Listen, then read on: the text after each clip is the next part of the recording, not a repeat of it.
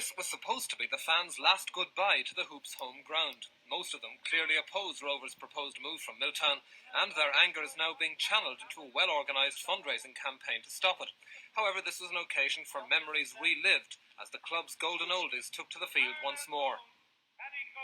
Looking fitter than most men half their age, some of the greatest names of Irish soccer put their skills on display once more. Players like Tommy Hamilton, Ronnie Nolan, and the man all agreed was the greatest of all, Paddy Code, the star who amazingly never went away.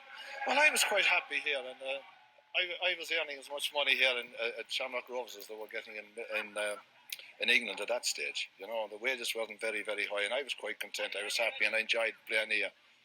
The unfairest question of all, how do the Hoops of today compare to the Hoops you played with?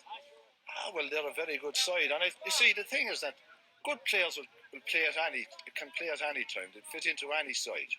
Any of the good players now and the good players years ago, they'd still fit into a side. I mean, you know, there's good players will play at any time.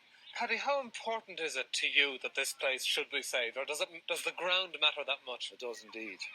I mean, Milltown, you see, Milltown is Rovers. It's not Glenmalure Park, it's Milltown. Milltown and Rovers go hand in glove, you know, this is it.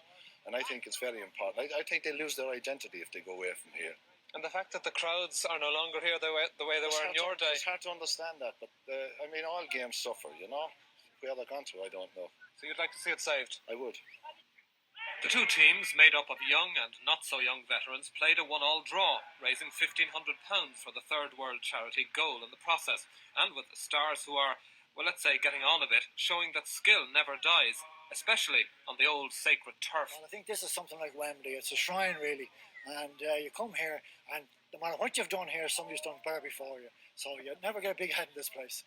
So, how much does it matter to you that this place should be saved for the Hoops and for football? Well, I'm very practical about the whole thing, and I understand the feelings of both sides on this. And I would hate to see it go. I definitely hate to see it go. I honestly think what part of the trouble is that we have the ammunition in one place and we have the war somewhere else. In other words, the supporters are one place and the teams in another. And to get those two to gel, it's going to take a bit of marketing. I think it can be done. I think CIE, Shamrock Rovers, and all these people can get together and get a combined effort regards transport to get people here at a reasonable cost.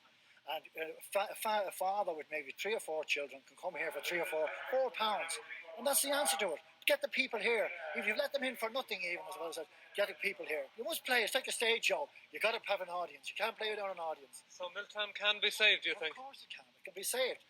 It's hard work. It's a good marketing job, but it can be saved. The Keep Rovers at Milltown campaign say they need £250,000 to buy the club. In 1 week of fundraising, they've raised 100,000, and they're still hopeful that they can save Rovers' historic home.